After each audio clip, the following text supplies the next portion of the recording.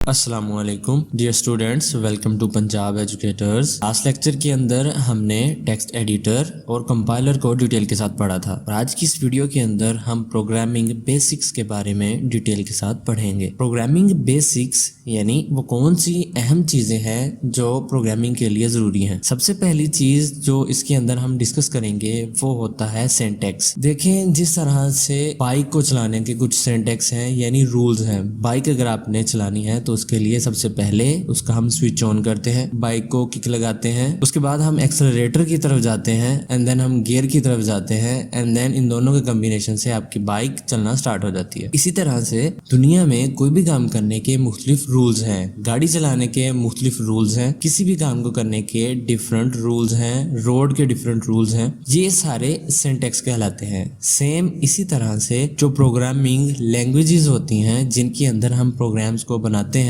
ان کے بھی کچھ خاص رولز ہوتے ہیں جن کو سینٹیکس کہتے ہیں۔ یہ سینٹیکس آف لینگویج بھی کہلاتے ہیں۔ اس کا مطلب یہ ہوا کہ ایک پروگرامنگ لینگویج کے جو رولز کا سیٹ ہوتا ہے اس کو ہم سینٹیکس آف لینگویج بولتے ہیں۔ یہ اس لیے استعمال کیا جاتا ہے تاکہ ہم ان رولز کو فالو کریں اور ہمارا پروگرام بالکل درست بن سکے۔ سینٹیکس کسی قسم کی گرامر کی صورت میں ہو سکتا ہے۔ اگر آپ پروگرامنگ لینگویج کے سینٹیکس کو فالو نہیں کرتے، اس کی پیروی نہیں کرتے ہیں، تو آپ کے پاس جو ایرر آئے گا اس کو ہم سینٹیکس ایرر کہتے ہیں۔ مثال کے طور پر اگر میں ایک پروگرام لکھتا ہوں #include stdio.h void main curly brackets printf hello world semicolon۔ اب اس پروگرام کو لکھنے کے ڈفرنٹ رولز تھے کہ سب سے پہلے مجھے ہیڈر فائل کو ایڈ کرنا ہے، اس کے بعد void main دینی ہے، کرلی بریکٹس دینی ہے اور printf لکھنا ہے۔ اگر میں ان میں سے کسی بھی قسم کی رول کو فالو نہیں کرتا تو جو ایرر جنریٹ ہوگا وہ میرا سینٹیکس ایرر کہلائے گا۔ فار ایگزامپل، اگر میں کرلی بریکٹس نہیں لگاتا یا void main نہیں لکھوں گا تو جو ایرر جنریٹ ہو جائے گا وہ سینٹیکس ایرر کہلائے گا۔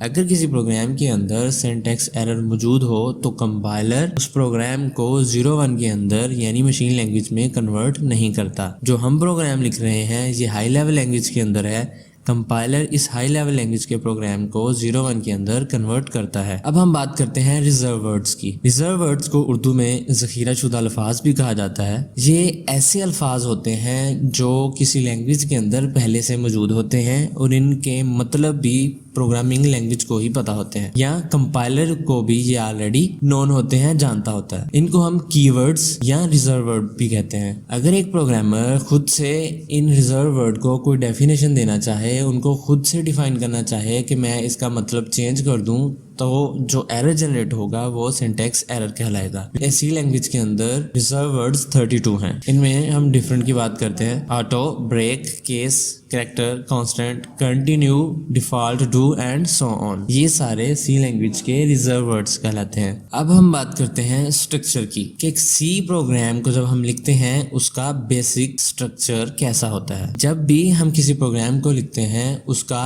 ایک خاص ڈھانچہ یا ایک اسٹرکچر ہوتا ہے، اس اسٹرکچر کی بیس کے اوپر ہی ایک پروگرام کہلاتا ہے۔ سب سے پہلے اس کے اندر ہم بات کریں گے لنک سیکشن اور ہیڈر سیکشن کی۔ جب بھی ہم سی لینگویج کے اندر پروگرام لکھتے ہیں تو ہماری یہ کوشش ہوتی ہے کہ ہم اس کے اندر ان فنکشنز کا ہی استعمال کر لیں جو سی لینگویج کے اندر پہلے سے موجود ہیں، لیکن ان فنکشنز کو استعمال کرنے سے پہلے ضروری ہے کہ اس فائل کو ہم اپنے پروگرام کے اندر ایڈ کر لیں یا انکلوڈ کر لیں جن فنکشنز کو ہم نے استعمال کرنا ہے۔ فرض کر لیں ایک فائل ہے، اس فائل کے اندر ڈفرنٹ فائلز پڑی ہوئی ہیں، اگر ہم نے اندر والی کسی فائل کو ایکسس کرنا ہے تو ہمیں باہر والی فائل کا پتہ ہونا ضروری ہے۔ اسی طرح سے اگر ہم نے کسی فنکشن کا استعمال کرنا ہے اور وہ فنکشن کسی فائل کے اندر پڑا ہوا ہے تو اس فائل کو ہمیں اپنے پروگرام کے اندر ایڈ یا شامل کرنا پڑے گا۔ مثال کے طور پر وہ فائلز جن کے اندر فنکشنز پڑے ہوئے ہوتے ہیں ان کو ہم ہیڈر فائلز کہتے ہیں، اور ہیڈر فائلز کی پہچان یہ ہے کہ ان فائلز کی ایکسٹینشن یا ان فائلز کی اینڈ پہ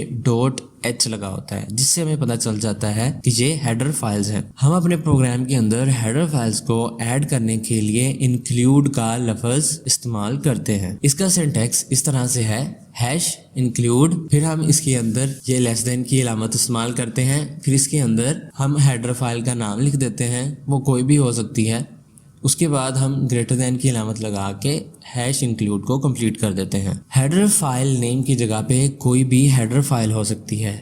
جیسا کہ ہم اب تک ڈفرینٹ پروگرامز ہم نے بنائے، پروگرامز کے اندر ہم نے stdio.h ہیڈر فائل کو استعمال کیا تھا. وہ اس لیے کیا تھا کیونکہ اس فائل کے اندر ان پٹ اور آؤٹ پٹ کے فنکشنز بلٹ ان پہلے سے موجود ہیں، ہم ان کو اپنے پروگرامز کے اندر استعمال کرتے ہیں. اس کے علاوہ اور بہت ساری ہیڈر فائلز موجود ہیں جیسے کہ math.h. math.h ایسی ہیڈر فائل ہے جس کے اندر میتھمیٹکس کے، ریاضی کے بہت سارے بنے بنائے فنکشنز موجود ہیں. ہم لنک سیکشن یا ہیڈر سیکشن کو دیکھ رہے تھے. اب ہم بات کرتے ہیں مین سیکشن کی. مین سیکشن مین فنکشن سے شروع ہوتا ہے. ہر سی پروگرام کے اندر مین فنکشن کا ہونا ضروری ہے اور یہی فنکشن بتاتا ہے کہ آپ کا اصل پروگرام یہاں سے شروع ہو رہا ہے. جیسے ہم void main آگے فنکشن کی علامت کا ہم استعمال کرتے ہیں. Number 3 body of main function. Main function کی body curly braces, opening curly braces سے شروع ہوتی ہے اور کلوزنگ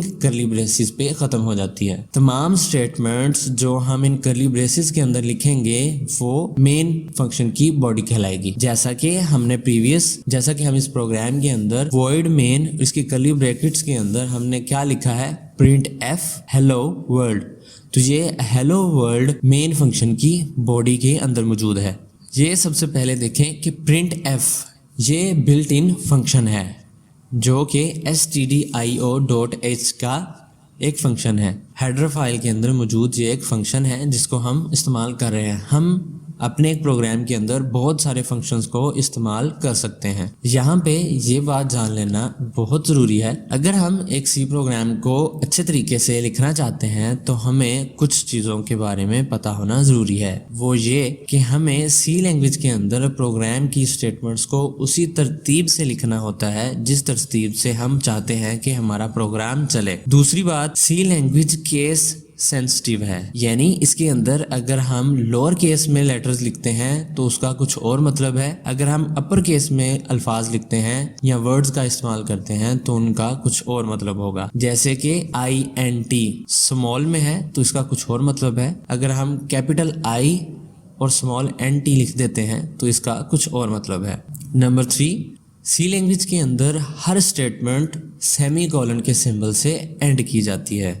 ان 3 باتوں کو ہم نے اپنے ذہن میں رکھنا ہے کسی بھی پروگرام کو بناتے ہوئے. ڈیئر اسٹوڈنٹس، اب ہم بات کریں گے کومنٹس کے بارے میں. ہم جانیں گے کہ کومنٹس کیا ہوتے ہیں، ان کا مقصد کیا ہوتا ہے اور ان کو ایک پروگرام کے اندر ایڈ کرنے کا طریقہ کیا ہوتا ہے. سب سے پہلے ہم بات کرتے ہیں کہ یہ کیا ہوتے ہیں. کومنٹس ایسی اسٹیٹمنٹس ہوتی ہیں جو ہم کسی پروگرام کے اندر ایڈ کرتے ہیں، لیکن کمپائلر کیا کرتا ہے، ان کومنٹس کو اگنور کر دیتا ہے اور ان کو ایگزیکیوٹ نہیں کیا جاتا. یہ ہم عام طور پر اپنی نیچرل لینگویج میں لکھتے ہیں اور یہ ہم اس لیے ایڈ کرتے ہیں تاکہ ہم اپنے کوڈ یعنی اپنے پروگرام کی کسی اسٹیٹمنٹ کے بارے میں ڈسکرپشن دے سکیں کہ اس لائن کا کیا مطلب ہے. اور یہ ڈسکرپشن یا وضاحت ہم اپنے لیے ہی لکھتے ہیں تاکہ اس اسٹیٹمنٹ کو پڑھنے کے بعد ہمیں پتہ چل جائے کہ اس لائن کا کیا مقصد تھا. اس سے ہمیں فائدہ یہ ملتا ہے کہ کوئی بھی پروگرامر کومنٹس کو پڑھ کے یہ سمجھ سکتا ہے کہ اس لائن کو لکھنے کا کیا مقصد تھا. یہ ہمارے لیے بھی ہیلپ آؤٹ کرتے ہیں کہ اگر ہم اپنے ہی لکھے ہوئے پروگرام کو سالوں کے بعد دوبارہ سے کھول کے دیکھیں تو ہم کومنٹس کو پڑھ کے